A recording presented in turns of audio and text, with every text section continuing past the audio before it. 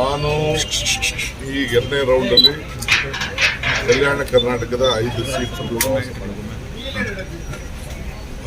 Seat ಗೆಲ್ತೀವಿ. ಕರ್ನಾಟಕದಲ್ಲಿ ಕಲ್ಯಾಣ ಕರ್ನಾಟಕದಲ್ಲಿ ನೋಡಿ, ಈ ಭಾಗದ ಜನರಿಗೆ ಮಲ್ಲಿಕಾರ್ಜುನ್ ಖರ್ಗೆ ಅವರು ಕೊಟ್ಟಂತ ಕೊಡುಗೆ ಇದೆಯಲ್ಲ,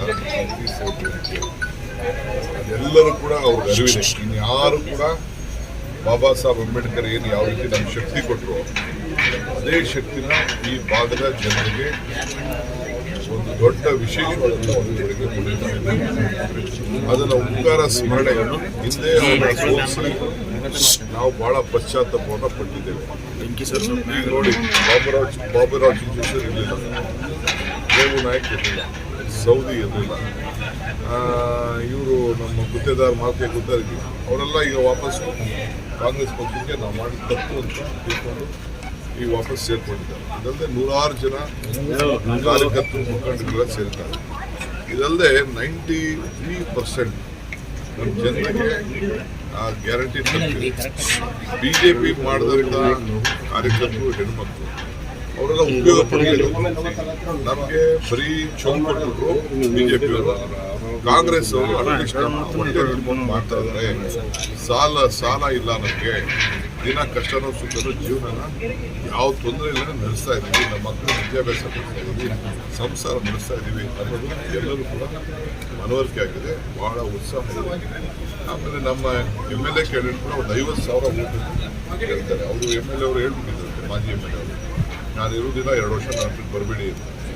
ಅದಕ್ಕೆ ಪಾಪ 17 ಜನ ಕಾರ್ಪೊರೇಟರ್ಗಳು ಕೂಡ ಅವ್ರ ಎಲೆಕ್ಷನ್, ನಮ್ಮ ಎಲೆಕ್ಷನ್ ನೀವಿಲ್ಲ, ಈಗ ಯಾಕೆ ನಾವು ಮಾಡಬೇಕು ಅಂತ ಅವರು ಕೂಡ ಎಲ್ಲ ಬೇಜಾರು ಮಾಡ್ತಾರೆ.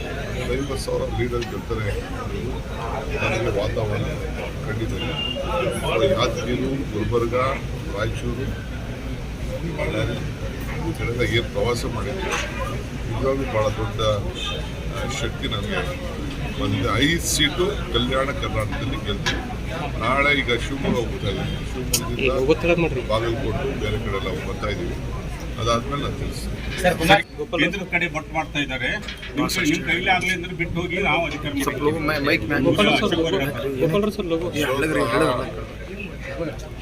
ಕಾನ್ಸ್ಟಿಟ್ಯೂಷನ್ ಪೋಸ್ಟ್ ಕೊಟ್ಟಿದ್ದಾರೆ. ಕಾನ್ಸ್ಟಿಟ್ಯೂಷನ್ ವಿರೋಧ ಪಕ್ಷದ ನಾಯಕ ಆಗಿ ಒಬ್ಬ ಬಿಜೆಪಿ ಮಾತಾಡ್ತಾ ಇಲ್ಲ. ಏನು ಹರಿಹ ಆಯ್ತಾ ಇದ್ರು. ಯಾಕೆ ಏನಾಯ್ತು ಅವ್ರಿಗೆ?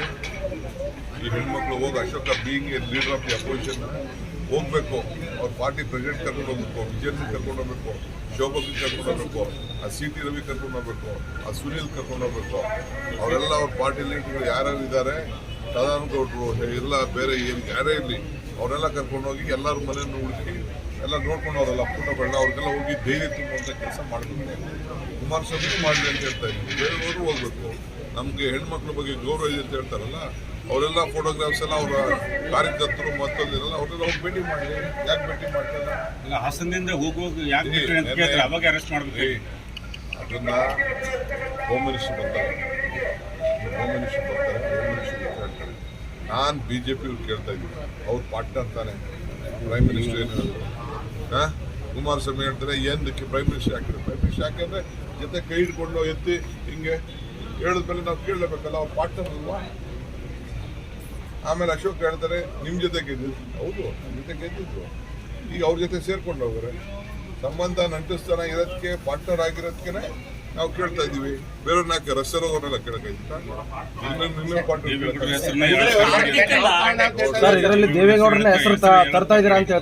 ಕುಮಾರಸ್ವಾಮಿ ಅವರೇ ಹೇಳಿರೋದು, ಅಜಿತ್ ಹನುಮಂತಲ್ ನನಗೆ ಇಷ್ಟ ಇರಲಿಲ್ಲ, ನಾನು ಯಾವಾಗ ಭೇಟಿ ಮಾಡಿದ್ದೆ, ಅವ್ರು ಯಾರೋ ಬಂದು ನನ್ನ ವಿಚಾರ ತಿಳಿಸಿದ್ರು, ಸ್ವಲ್ಪ ಇತ್ತು ಹೇಳಿದ್ರು. ನಮ್ಗೇನ್ರಿ ಗೊತ್ತು? ನಮ್ಗೆ ಇನ್ಫಾರ್ಮೇಶನ್ ಹೆಂಗ್ ಗೊತ್ತಾಗಬೇಕು? ಅವ್ರು ಹೇಳಿದ್ದೆ ನಮ್ಗೆ ಗೊತ್ತಾಗಬೇಕು. ಅವ್ರೇ ಅಲ್ಲ, ಕಾರ್ತಿಕನ್ನ ಮಲೇಷ್ಯಾದಲ್ಲಿ ಇಟ್ಟವ್ರು ಯಾರು? ಎಲ್ಲ ಬ್ರದರ್ಸ್ ಆಟ ಅಂತಿದ್ದಾರೆ ಕುಮಾರಸ್ವಾಮಿ. ಹೌದಾ? ನಮ್ಮ ಬ್ರದರ್ ಹೇಳಿದ್ರಾ?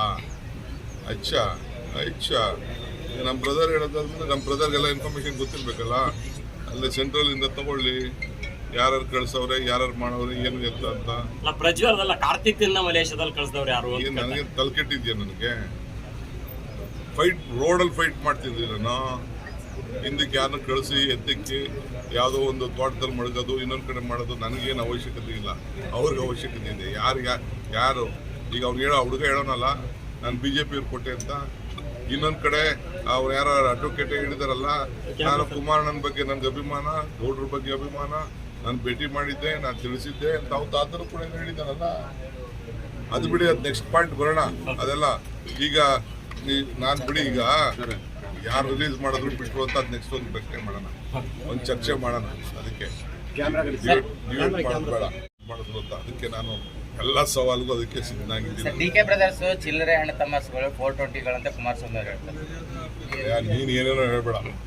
ಅವ್ನು 420 ಇದ್ದೆ ನನ್ಗೆ ಹೇಳಿದ್ರೆ ನೀನು ತೋರಿಸು, ಆಮೇಲೆ ನಾನು ಏನು ಮಾತಾಡ್ತೀನಿ ಅಂತ ಆಮೇಲೆ ಹೇಳ್ತೀನಿ. ನೀನು ಏನೋ ಹಿಡಿಯಿರ್ತೀನಿ, ಎಲ್ಲ ಹೇಳ್ಬಿಟ್ಟಿದ್ರೆ 420 ಅಂತ ಸುಮ್ಮನೆ ಹೇಳ್ಬೇಡ. ನೀನು 420 ಅಂತ ಕಾಣ್ತದೆ, ಸುಳ್ಳು ಹೇಳ್ತಾ ಇರೋದು. ಅವನಿಗೂ ಪ್ರಜ್ಞೆ ಇದೆ ಕುಮಾರಸ್ವಾಮಿಗೆ, ಏಕವಚನ ಮಾತಾಡ್ಬೋದು, ವಯಸ್ಸು ಚಿಕ್ಕು ಅದೆಲ್ಲ ಮಾಡ್ಬೋದು. 420 ಅಂತ ಹೇಳೋದು ಅವ್ನಿಗೆ ಅಷ್ಟು ಮೂರ್ಖ ಅಲ್ಲ.